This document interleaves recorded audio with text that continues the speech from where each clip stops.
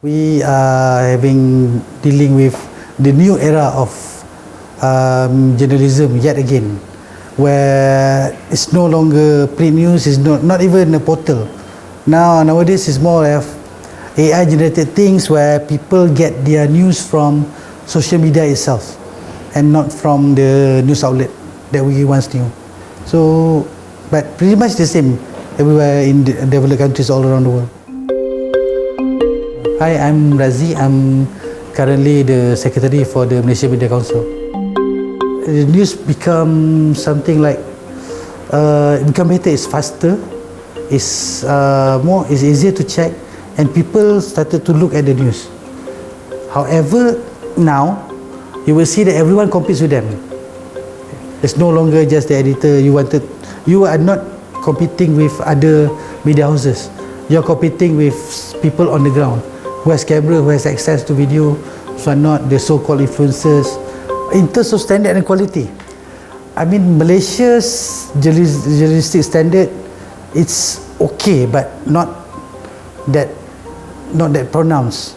I mean, if we are comparing it to countries who have like high amount of standards of journalism, of reporting or whatnot, comparing it to the biggest newsroom and around the world, maybe we are at 50 to 70%.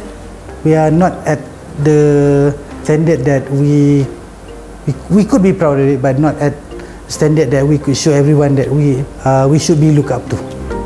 The thing that for us to differentiate between news media and social media is the control, the editor. That's why we have editor, the gatekeeper of the information. The standard is you can't give out fake news. You are liable for all the laws. You are liable to be sued. You are liable to be, because to be an editor, at least in established media, you have to know the ethics. You have to learn the ropes. You have to know the discipline. That wasn't done so in social media. I mean, you are the one who write it. There's no standard of you writing, like saying someone that, oh, I saw someone being run over by a goat. You just post photo and then there's no standards of it. If it happens, it happens, but if it's relevant, you don't ask yourself, is it relevant? There's no one to ensure that the standard is there, to ensure that why it should be told to other people. Because news is not just reporting whatever it is, but it also has to ensure that whatever it is could shape the foundation, thinking, and for the good of the nation. Talking about the human element.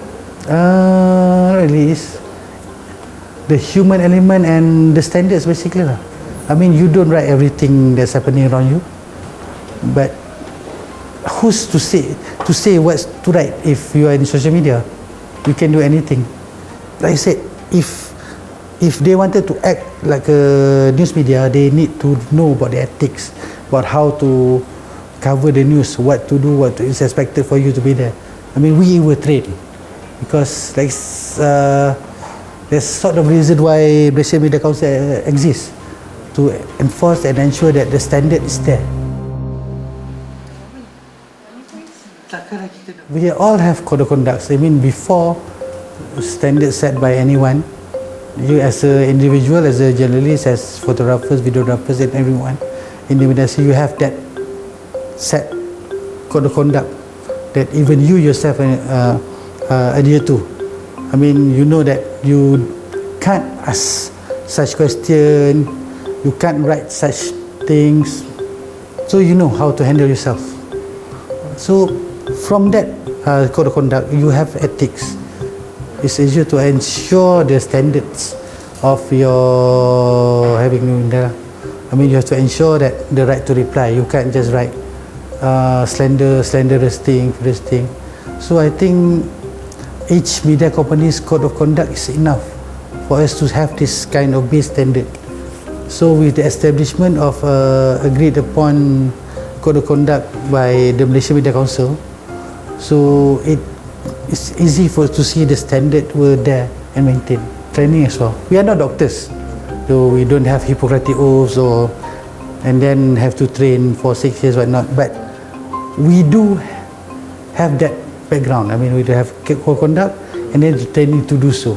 But there are some laws that also set the standard. For example, I mean the photography of minors, of the details of rape victims. So that is imposed for standards, and that should be followed lah. But there are laws, most of the laws in Malaysia now, like PPPAs, CMA and others are mostly restricting. Yes, there are code of conducts. However, the same freedom applies where a journalist's job shouldn't be hampered. If you need to cover things, you should be given access. I mean, there are reports before where some political parties or even politicians like block some journalists from us. Journalists that they hated, or from publication they hated, from covering events. There are reports that journalists are being accosted while filming a problem when they are looking at this government office, and then they're being accosted away. So, and there are journalists being doxxed because they are writing about, and the people hated their writing. So I think that's the freedom that we need now, and there are things that need to be allowed without even compromising the laws that we have. I mean, there are the laws that I mean, we still have Sedition Act, although it was before our time, and it's still being used for journalists. So I think that's very, very bad. For MMM, our role would be towards self-regulation to ensure that we adhere to the ethics. I mean, we mandated to ensure that our standards, like I said before, we are maybe 60, 70 to more, 80% maybe. It's basically to ensure that we are not being harassed, and I think the late night phone calls to the editors to take down news would end.